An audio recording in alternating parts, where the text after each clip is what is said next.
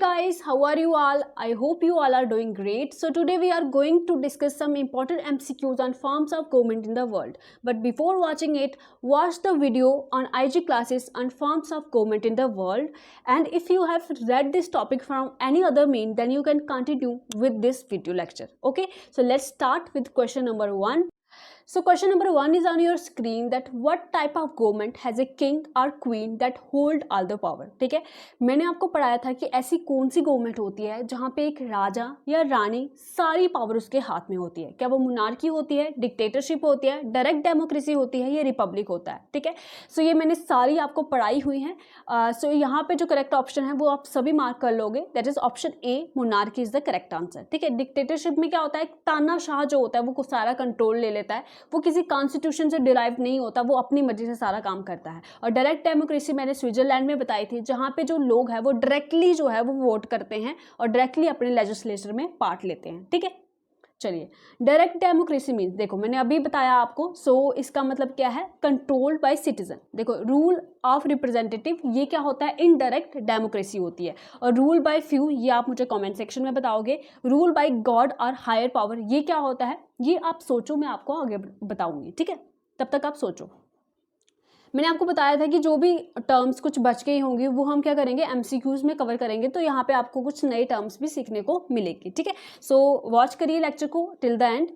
सो यहाँ पे आपने मैच करना है कॉलम. अगर आपको एक दो भी पता होगा तो आप डायरेक्टली इसको कर सकते हो. ठीक है, रूल बाय फ्यू मैंने आपको बताया था, रूल बाय फ्यू क्या होगा, रूल बाय वन क्या होगा, रूल बाय नन ये मैंने आपको नहीं बताया था, मैं बता देती हूँ. रूल बाय नन जहाँ पे कोई भी रूल नहीं करता है उसको बोलते हैं एनार्की. ठीक है, तो रूल बाय नन एनार्की आ जाएगा. 3 का बी, तो 3 का बी कहाँ पे, एक में ही है, ऑप्शन सी आपका करेक्ट हो जाएगा. और बाकी यहाँ पे देख लो आप, रूल बाय फ्यू ये option D. Rule by one जहाँ पे ये डिक्टेटरशिप आएगा, यहाँ पे तानाशाह जो होता है वो सारा यहाँ पे रूल करता है.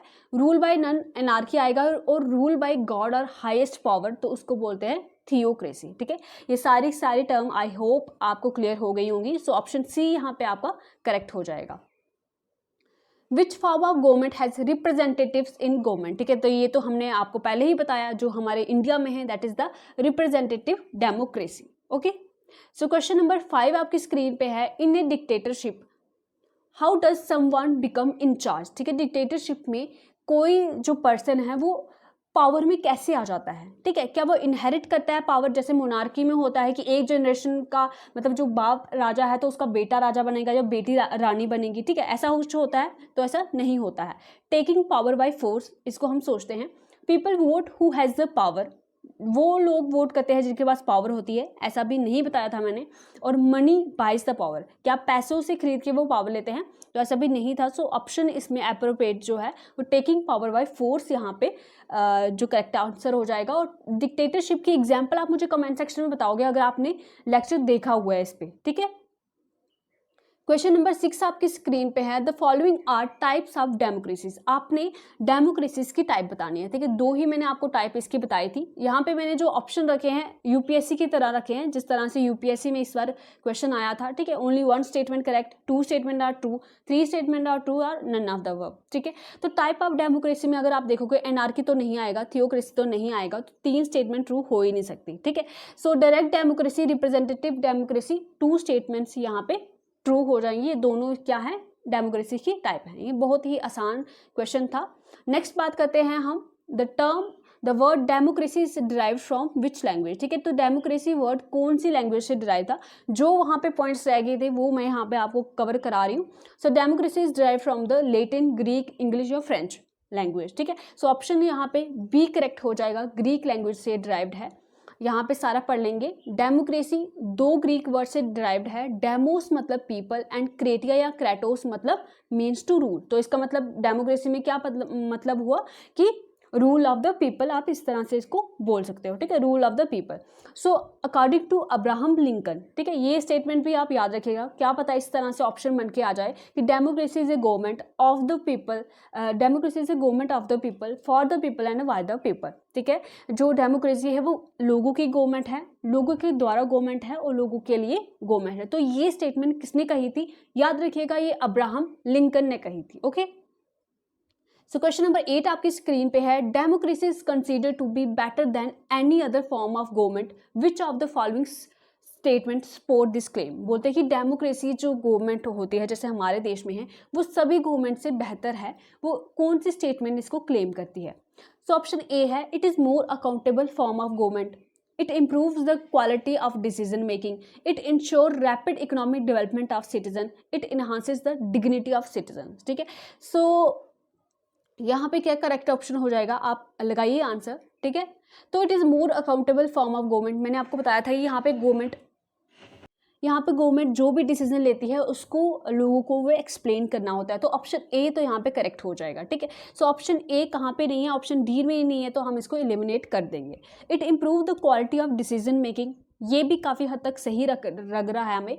और ऑप्शन डी देखोगे अगर आप, it enhances the dignity of citizens, option D भी करेक्ट लग रहा है, तो ऑप्शन डी है ही ऑप्शन ए में, तो ऑप्शन ए करेक्ट हो जाएगा, ए बी डी। क्योंकि इकोनॉमिक डेवलपमेंट ऑफ सिटीजन ये इंश्योर नहीं करता डेमोक्रेसी की इकोनॉमिक डेवलपमेंट सिटीजन की होगी, आल्दो ये इसके लिए काम तो करते हैं, मगर यहाँ पे जो अप्रोप्रिएट ऑप्शन होगा वो ऑप्शन ए ही रहेगा, A B D is the correct answer. Next is question number 9, in the context of democracies which of the following idea is correct. ठीक है, तो डेमोक्रेसी के कॉन्टेक्स्ट में हम देखें तो कौन सा आइडिया वो करेक्ट होगा।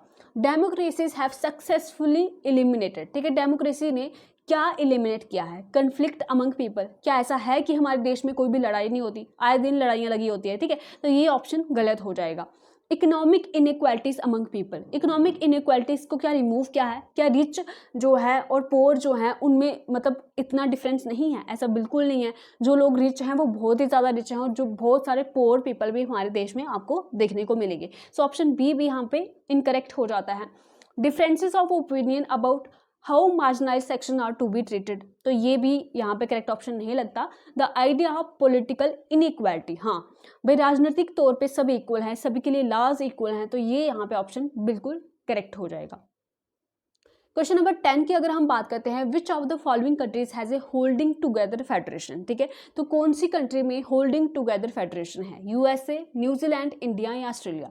तो इसका करेक्ट ऑप्शन रहेगा ऑप्शन डी, इंडिया में होल्डिंग टुगेदर फेडरेशन है। ठीक है, ये दो टर्म्स यहाँ पे फेडरलिज्म में आएगा। देखो फेडरलिज्म होता क्या है, ऐसी गवर्नमेंट यहाँ पे सेंटर और स्टेट के बीच में क्या होता है, पावर का डिवीजन होता है। ठीक है, तो इंडिया में भी ऐसा होता है, आपको पता है। तो इसकी भी दो टाइप्स होती हैं, एक होता है holding together federation and coming together federation. देखो होल्डिंग टुगेदर फेडरेशन में क्या होता है कि यहाँ पे स्टेट जो है वो इंडिपेंडेंट नहीं होती। ठीक है, स्टेट्स इंडिपेंडेंट नहीं होती, जैसे हमारे देश में है कि ऐसा नहीं बोल सकता कि कोई भी स्टेट बोले कि हाँ हम भारत से इंडिपेंडेंट हो रहे हैं या अपना एक अलग जो स्टेट बन के रहेंगे, ऐसा नहीं होता है। तो होल्डिंग टुगेदर फेडरेशन में एक लार्ज कंट्री में नेशनल लेवल पे जो गवर्नमेंट होती है और स्टेट लेवल पे जो गवर्नमेंट होती है उसमें पावर का डिवीजन रहता है। जैसे इंडिया के आप एग्जाम्पल यहाँ पे ले सकते हो, और यहाँ पे सेंट्रल मोर पावरफुल रहता है देन स्टेट्स। ठीक है, मगर अगर हम बात करते हैं कमिंग टुगेदर फेडरेशन की, यहाँ पे जो स्टेट्स है वो इंडिपेंडेंट होती है। जैसे आप यूएसए की एग्जांपल दे सकते हो, यहाँ पे ये स्टेट्स मिलके एक कंट्री बनाती है, ना कि एक कंट्री में कंट्री जो है वो स्टेट्स में डिवाइडेड है। ठीक है, हमारी कंट्री में क्या है कि जो कंट्री है वो छोटी छोटी स्टेट्स में डिवाइडेड है और उनको कुछ पावर्स वहाँ पे दी गई हैं। वेयरएज स्टेट्स जो है वो इंडिपेंडेंट नहीं है कि वो अपना डिसीजन या आप ऐसा बोल सकें कि हम यहाँ से बाहर से इंडिपेंडेंट हो जाएंगे। मगर यूएसए में ऐसा है कि वो इंडिपेंडेंट स्टेट्स है, उनका अपना अपना कॉन्स्टिट्यूशन है हर स्टेट का, और वो अपनी सिक्योरिटी के लिए या सोवरेनिटी के लिए वो एक राष्ट्र बनाते हैं। जैसे यूएसए में आपने देखा, स्विट्जरलैंड में आपने देखा। ठीक है, तो ये थे कुछ क्वेश्चन। आई होप आपको अच्छे लगे होंगे ये, और आपको कुछ सीखने को मिला होगा। सो अगर आपको इस चैनल से कोई भी हेल्प मिलती है तो आप अपना फीडबैक देख सकते हो लाइक, शेयर और सब्सक्राइब करके, और बाकी जुड़े रहिए हमारे साथ और भी इंटरेस्टिंग वीडियोज़ के लिए। Bye bye, take care.